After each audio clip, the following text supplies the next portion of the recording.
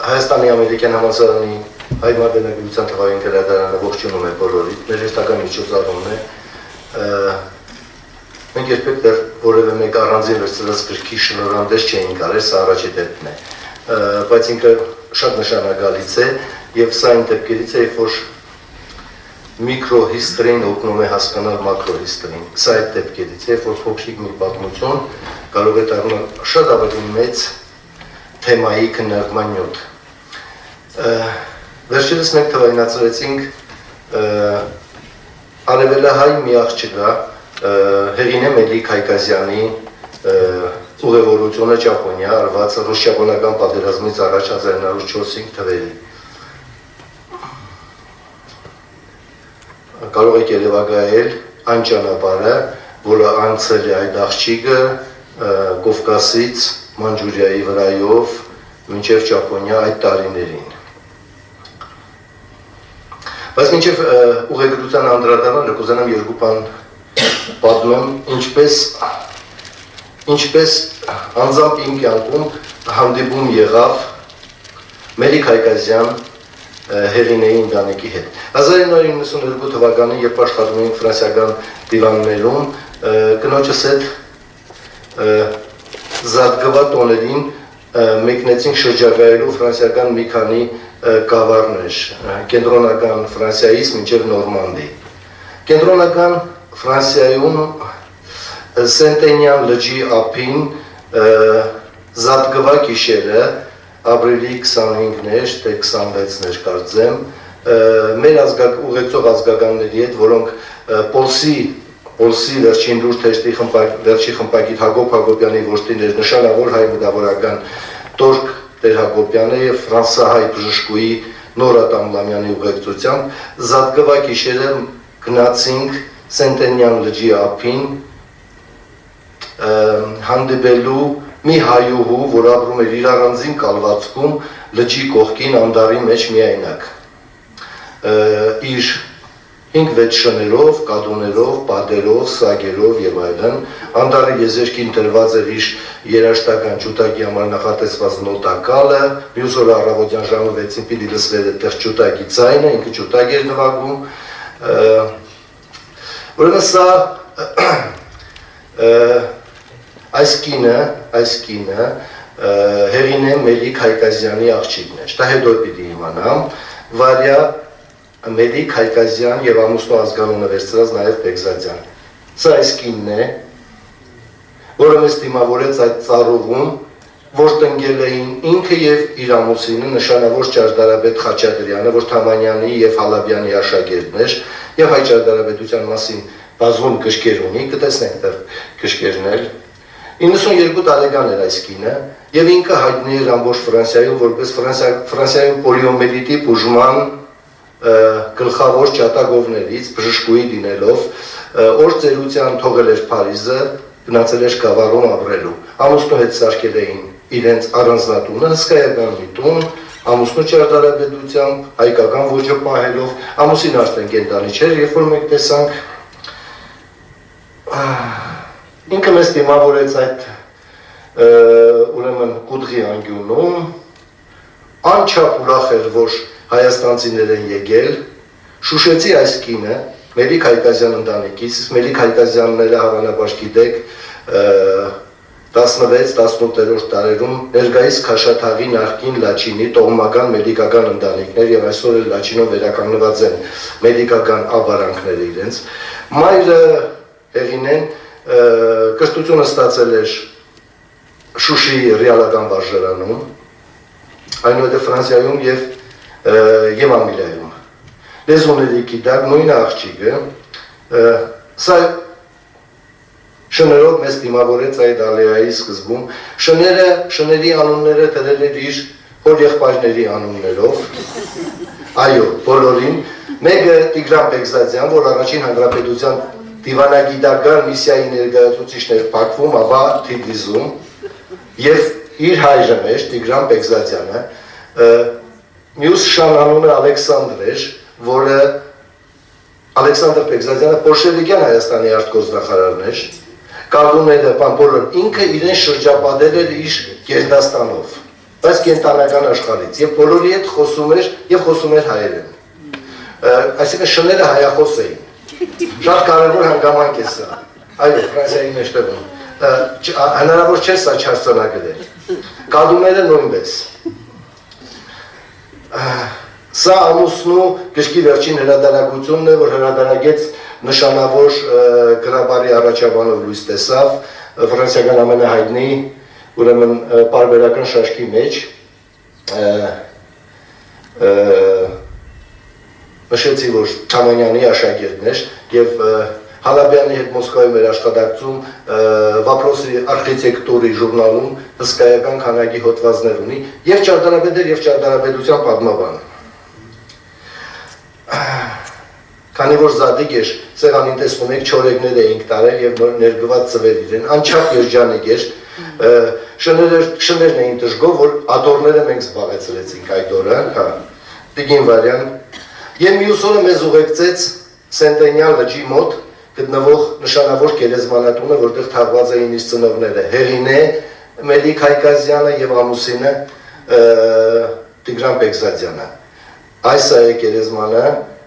Ֆրանսիայի մեջտեղում այդ Հայաստանի Հանրապետության դիվանագիտական միսիայի ներկայացուցիչ Տիգրան Բեգզադյանի խաչ է, տեսնում եք, խաչ է երկուսի վրա դրել է կինը, ինքը երջանիկ էր, որ մենք եկել էինք եւ Հայաստանից մարդիկ էին եկել, Շուշին պիտի ազատագրվեր սրանից 10 օր հետո։ Մեր ամբողջ զրույցը այդ գիշեր Շուշվա մասին էր։ Ինքը ինձնից խոստում վերցրեց, որ ես պիտի իրեն Շուշի տանեմ։ Ես խոստացա հասկանալով, բայց բոլոր դժվարությունները, որտեղ շատ բարդ էր 92 տարեկան կնոջը տանել Շուշի եւ ազատագրումը չէր խնդիրը, երբ որ խնդիրը ձեր կնոջը ուղեկցել։ Չնայած շատ հզոր կին էր, մի տեղ պիտի պատմեմ, որ մեր գնալուց մի ամիս առաջ էր եղել, տակող կողանցնում էր առու, մի 20 մետր խորությամբ, այսպես, եւ ինքը մենակ երեկոյան ընկել էր առվի մեջ, ուսերը սեղմվել էր եւ չէր կարողացել դուրս գալ։ Այդպես մնացել էր ջուրը վրայից հոսելով ամբողջ գիշեր։ Առավոտյան, քանի որ տունը միայնակ է, առավոտյան հաց բերողը եւ փոստատարը եկել էին, տեսել հանել էին իրեն։ Եվ հարցրեցի Տիգին Վարյան, ինչ եղավ ձեր հետ։ Ասաց, մի քիչ մրսել էի։ Շատ տպավորիչ առողջություն ունեցող կին էր։ Մեկ տարի հետո, երբ որ ամեն ինչ կարգավորվել էր եւ հեռախոսազանգով որոշեցինք Շուշի տանել, պարզվեց, որ այլևս բժիշկը արգելել էր իրեն օտանավ նստել։ Արգելելուց հետո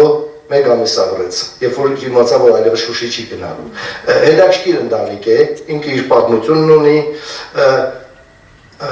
Ուրեմն այդ գիշեր մենք խոսում էինք իր ընտանիքի պատմության մասին։ Ինքը ինձ պատմեց առաջի անգամ մոր մասին, Հեղինեի մասին։ Սա իր ընտանեկան ալբոմն է, որ ինքը մեզ ցույց էր տալիս եւ մեկ-մեկ պատմում էր եւ կինս արձանագրում էր ամբողջ ընտանիքի պատմությունը։ Հեղինեի մասին ես իմացել եմ այդ օրը, Տիգրան Բեգզադյանի մասին գիտեի։ Ամեն ինչ հիշում էր շատ հստակ, մոր պատմությունները եւ այլն։ Տան կենտրոնական մասում գրադարանն էր, ամուսնու կառուցած եւ հյուրասենյակը։ Այս տանը հանգրվանել են ուրեմն Դգոլից մինչև Պոմպիդու բոլոր Ֆրանսիայի պրեզիդենտները, որոնք գնում էին Տիգին Վարյային այցելության, որտեղ դա հսկայական PR կամպանիա էր ցանկացած պրեզիդենտների համար։ Տիգին Վարյան ամբողջ Ֆրանսիայում հայտնի էր որպես պոլիոմելիտի համար պայքարող կանանցից մեկը, որ մի հայկին կարող էր Ֆրանսիայում լծվել այսպիսի գործի եւ շատ կարևոր պատմություն է։ Տանը հանգրվանել էր Եվ Տիգին Վարյայի ջութագեր նվագել նշանավոր Եհուդա Մենուինը, նկարները կար տեսանք, եւ ինքը ամեն առավոտ իր ժամը ուներ, ուր Անդավի եզերքին իր ջութակն էր նվագում։ Գոնե մենք մի օր այդ օրը ականատես եղանք, առավոտը շուտ ժամը 6-ն էր, արթնացանք իր ջութակի ձայնից։ Այս օրինակը Վրացյանի Հայաստանի Հանրապետության գրքի այս օրինակը Սա Տիգին Վարյան այդ օրը նվիրեց Հայաստան բերելու։ Սա այն օրինակն է, որ Վրացյանը ստորագրությամբ նվիրել էր հորը։ Այստեղ, չգիտեմ, երևում է թե չէ։ Հարգելի Տիգրան Բեգզադյանին Գ-ից, Գրուզինյանից։ Գիտեք, Վրացյանի ճիշտ ազգանունը Գրուզինյան էր։ սա եւ մեկ այլ նկար, որ այդ օրը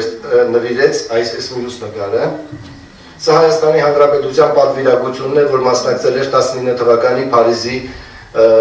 հաշտության պայմանագրին։ Սա այն օրինակն է, որ ֆոտոհաբերում նկարված բոլոր պատվիրակները ստորագրել էին նկարի տակ։ Համ Օվանջանյանը, Ավելիս Ահարոնյանը, Լևոն Շանտը եւ այլն։ Սա գիրքը եւ այս նկարը այսօր կնվիրենք Հայոց ցեղասպանության թանգարան ինստիտուտին, կարծում եմ, որ վայրու ճիշտ տեղը այնտեղ է հիշադակ այս ընտանիքից։ Հիմա մի քանի խոսք մոր մասին, որի նկարները մենք բերեցինք, իր մոտ տեսանք բերեցինք եւ հանրային ցանցերում, որ տեղադրել ենք այս նկարը, Տիգին Վարյայի նվիրած ուրեմն ինքնանկարն է,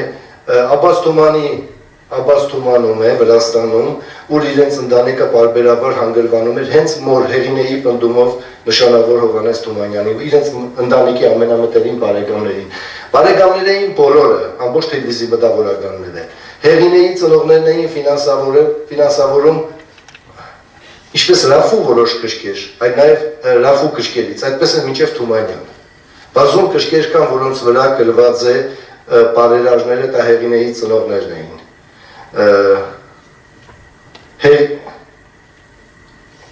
Մանգասայլակի մեջ աջ կողմը նստածը, մրնիկով ցույց տա, այսը ապագա պոլիոմելիստն է Ֆրանսիայի։ Հերինեն է, մայրն է, Վարվարը եւ քույրը։ Ուրեմն ուրիշ նկար նույն ալբոմից, որ բերեցինք, էլի Հովհաննես Թումանյանը, հավանաբար մրսել է, որ շալով փաթաթվել է։ Այս աջ կողմինը սա Տիգրան Բեգզադյանն է, Հերինեի ամուսինը։ Մեջտեղը նստած է Հերինեի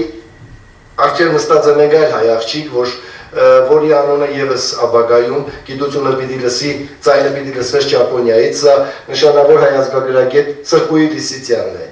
որ առաջին անգամ ստեղծեց աշխարհի ժողովուրդների բարերի գրանցման մոդելավորումը ստեղծեց։ 3 հատորով տվեց թիատրալնե Պեսնի Պլյասկի արմյանսկого народа, որի մեջ մոդելավորվեց ինչպես անել։ Եվ այդ ձեռքությունը ընթերցվեց Տոկիոյի 1964 թվականի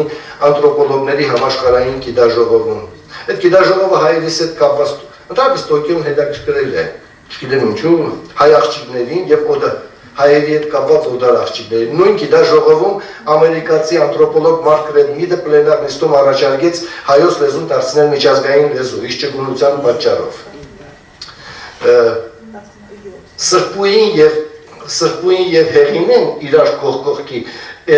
ինչ-որ ձևով կապվեցին այդ երկրի հետ, Հերինեն իր ուղեգրությամբ։ Հերինեի ուղեգրության մասին չեմ պատմելու։ Էլեկտրոնիկ գիրքը բացել ենք, կուզենամ բոլորդ կարդաք։ Գնալուց առաջ գրքից է երևում ինչպես է ուսումնասիրել Ճապոնիան։ Անգլիական, ֆրանսիական գրականություն է կարդացել, գրքից երևում է։ Հղումներ ունի։ Ինչպես է շփվել ճապոնացի ժողովրդի հետ, տարբեր խավերի հետ։ Ես վստահ եմ, որ Հերինեի հաղորդած ազգագրական տեղեկությունները Ճապոնիայի վերաբերյալ, ինչպես նաև իր լուսանկարները բացառիկ արժեք ունեն հետազոտողների համար, հատկապես անթրոպոլոգների, ազգագրագետների, բանահյուսության մասնագետների, եւ գիրքը գրված է մեծագույն սիրով ճապոնացի ժողովրդի հանդեպ։ Հետաքրքիր է այս քաշաթաղում ծնված, մեծացած եւ ապա թիվիզ ապաստանած այս աղջիկը, այդ արտակարգ հետաքրքրությունը Ծագող արևի երկրի ժողովրդի նկատմամբ։ Ուրեմն այս նկարը միշտ սիրել եմ։ Հերինեի աղջիկը շատ սիրով էր դիմավորում այն մարդկանց, որ եկել էին, հաղորդում էին, որ շուտով Շուշին ազատագրվելու է։ Մինչև ուրիշներին ձայն տալը կուզենայի լսեինք բոլորս Տոկիոյից մի խոսք ունենք զուգահեռ հայերենը, որպեսզի եթե ցածր կլինի ճապոներեն զգուշացրեք, բայց կուզենամ հայերեն խոսքն նայեք Նշանավոր ուրեմն Նակաջիմասյանի ելույթն է, որ ուղարկել է աուդիոձայնագրությունը Հերինեի ուղեգրության մասին։ Ինքը լավ ծանոթ է, Արարատ թեստի նաև խմբագիրն է, հայ-ճապոնական, լավ ասի, չէ, հայ-ճապոնական թեստի։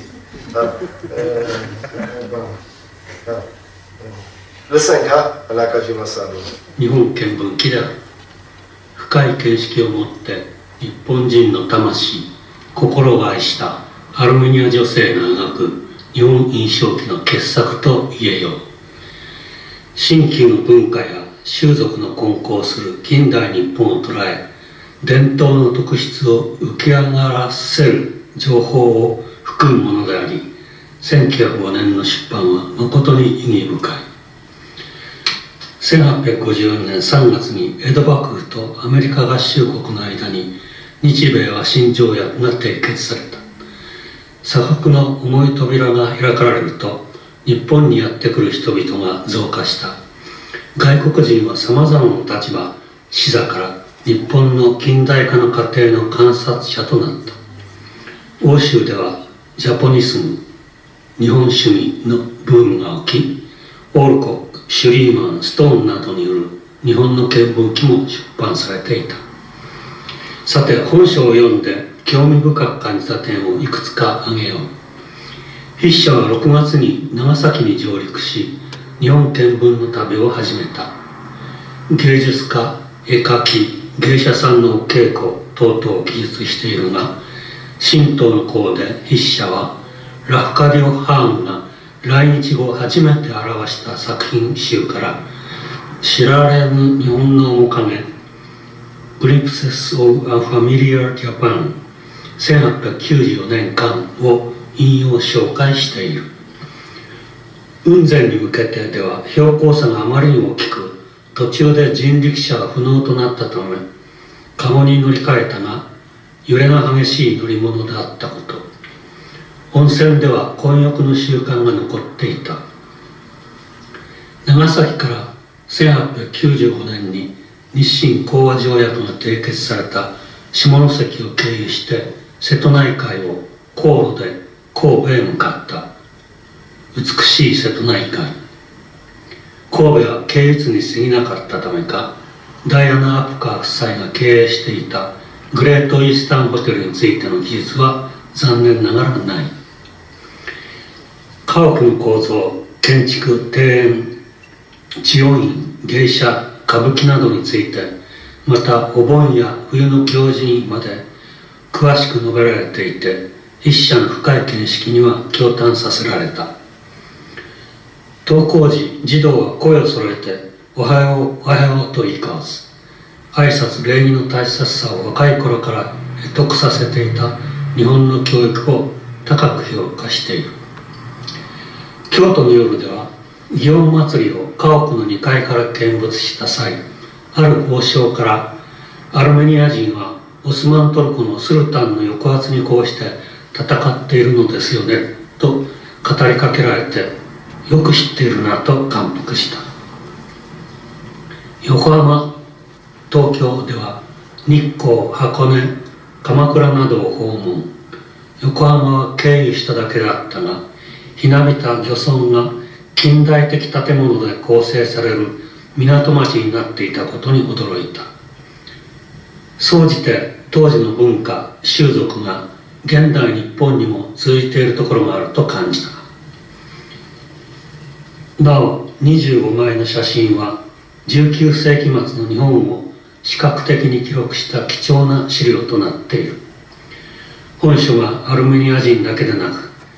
各国語に翻訳されて世界の多くの人々に、とりわけ若い人に読んでもらえるように願っています。